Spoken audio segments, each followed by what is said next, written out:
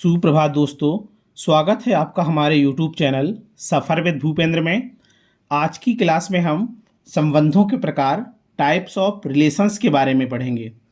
संबंध जो होते हैं प्रमुख रूप से 6 प्रकार के होते हैं, जिनमें से आपका पहला है रिक्त संबंध। रिक्त संबंध जिसे हम एम्प्टी सेट के नाम से जानते हैं, एम्प्टी रिलेशन के नाम से जानते हैं। दूसरा है आपका सार्वत्रिक संबंध। सार्वत्रिक संबंध जिसे हम यूनिवर्सल रिलेशन के नाम से जानते हैं। यूनिवर्सल रिलेशन अर्थात सार्वत्रिक संबंध। तीसरा होता है आपका स्वतुल्य संबंध। स्वतुल्य संबंध जिसे हम रिफ्लेक्सिव रिलेशन के नाम से जानते हैं। Reflexive relation. चौथा है आपका सम्मित संबंध। सम्मित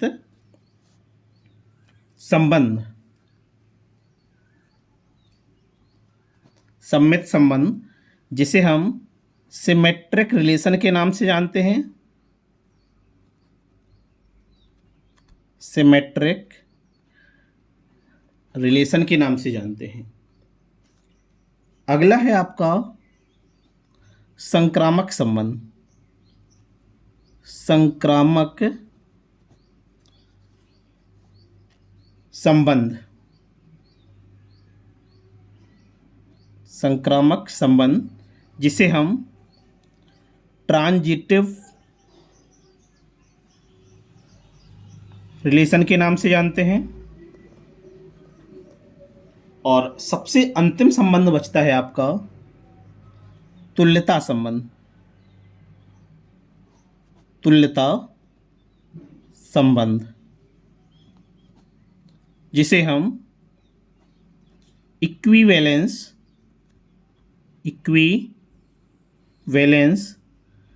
रिलेशन के नाम से जानते हैं। ठीक है, तो देखिए संबंध आपके हैं जो 5 प्रकार के होते हैं। पहला हुआ रिक्त संबंध, दूसरा हुआ सार्वत्रिक संबंध, तीसरा हुआ आपका स्वतुल्य संबंध, चौथा है सम्मित संबंध, पांचवा है संक्रामक संबंध और छठवां है आपका तुल्यता संबंध। ठीक, मुख्य रूप से जो संबंध होते हैं आपके वो 6 प्रकार से संबंध होते हैं। लेकिन यदि हम क्लास 12th की बात करें तो देखिए क्लास 12th में रिक्त संबंध नहीं पूछा जाता है। सार्वत्रिक संबंध ये भी ज़्यादा नहीं पूछा जाता है, लेकिन स्वतुल्य संबंध सबसे ज़्यादा पूछा जाता है। सम्मित भी पूछा जाता है, संक्रामक भी पूछा जाता है और तुल्यता संबंध भी पूछा जाता है। ठीक, तो क्लास 12th की एग्जाम की बात करें तो क्लास 12th में ये स्वतुल्य, सम्मित, संक्रामक और तुल्यता संबंध पूछे जाते हैं। ठीक, लास्ट में देखिए आपने जो लिखा है तुल्यता संबंध, इसे आपको अलग से नहीं पढ़ना पड़ेगा। तुल्यता संबंध के लिए यदि हमारा कोई भी संबंध स्वतुल्य है, सम्मित है और संक्रामक है, ये तीनों संबंधों को कन्फर्म करता है, तो हम बड़ी आसानी से कह सकते हैं कि हमारा जो संबंध दिया गया है वो कैसा होगा, तुल्यता संबंध है। ठीक है, तो कहने का मतलब हमें ये 3 संबंध मुख्य रूप से पढ़ना है, स्वतुल्य, सम्मित और संक्रामक। ठीक है, चलिए सबसे पहले हम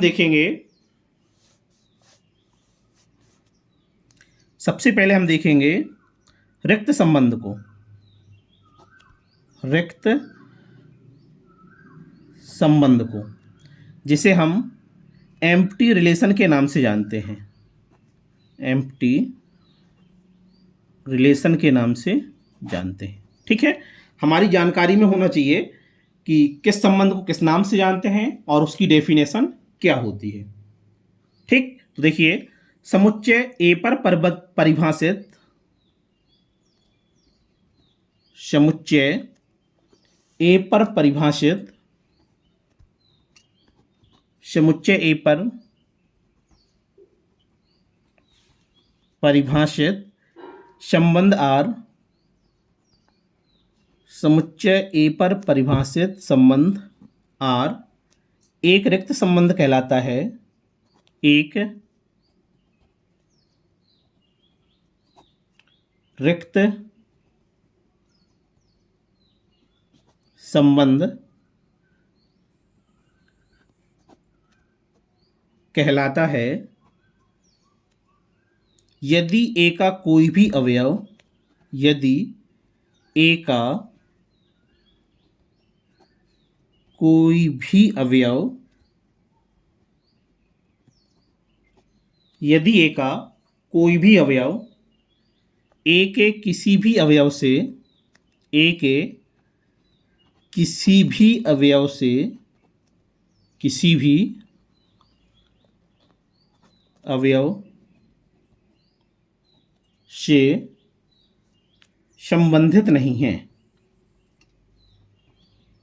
संबंधित नहीं है। ठीक है, देखिए रिक्त संबंध क्या कहलाता है। यदि हम कोई समुच्चय ए ले रहे हैं और उस पर आर कोई रिक्त संबंध बनता है, तो यदि ए का कोई भी अवयव ए के किसी भी अवयव से यदि उसका कोई संबंध नहीं है, तो हम बड़ी आसानी से कह पाएंगे कि हमारा संबंध ए कैसा है, रिक्त संबंध है। अर्थात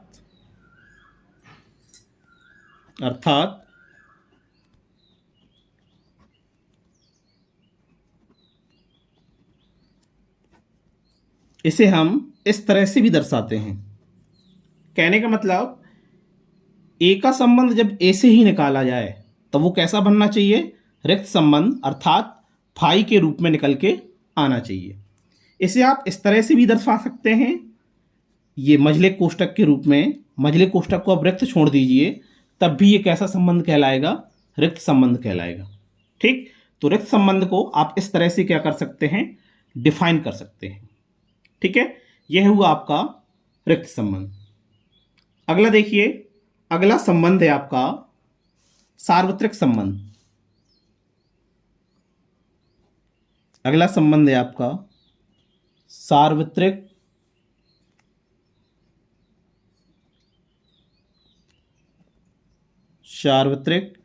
संबंध, अर्थात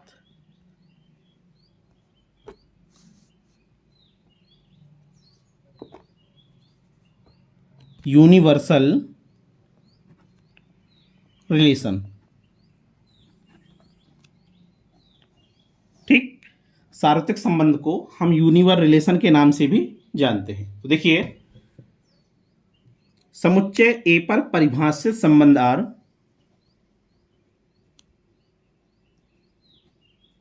समुच्चय ए पर परिभाषित, समुच्चय ए पर परिभाषित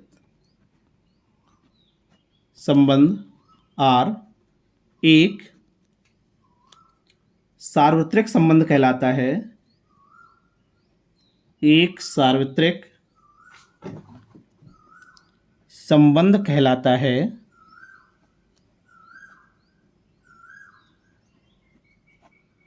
समुच्चय ए पर परिभाषित संबंध आर एक सार्वत्रिक संबंध कहलाता है। आगे देखिएगा,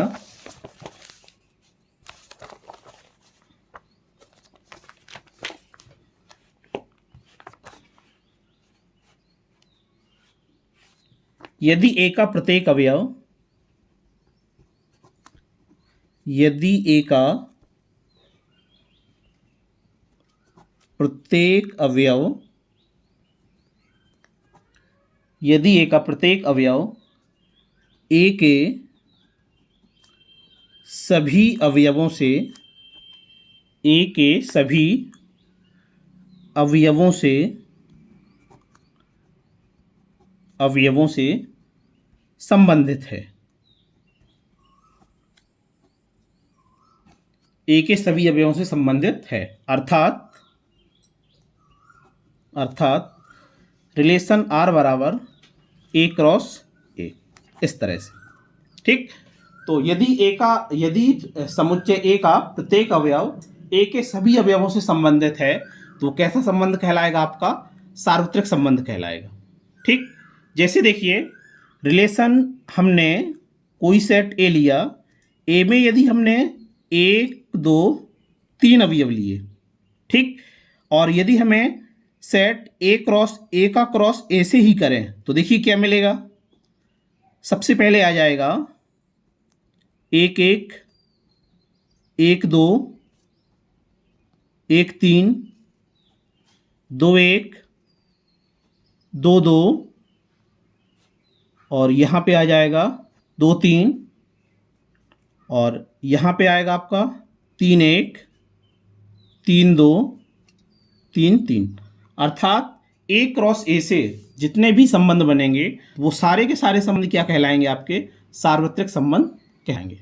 ठीक है, तो आज की क्लास में हमने संबंधों के प्रकार में जाना, और संबंध के प्रकार में हमने 2 संबंधों को पढ़ा मुख्य रूप से। पहला हमने रिक्त संबंध को जाना और दूसरा हमने सार्वत्रिक संबंध को जाना। तो आज की क्लास को हम इतना ही रखते हैं, इसके बाद कंटिन्यू करेंगे कल से अगली क्लास। ओके, धन्यवाद।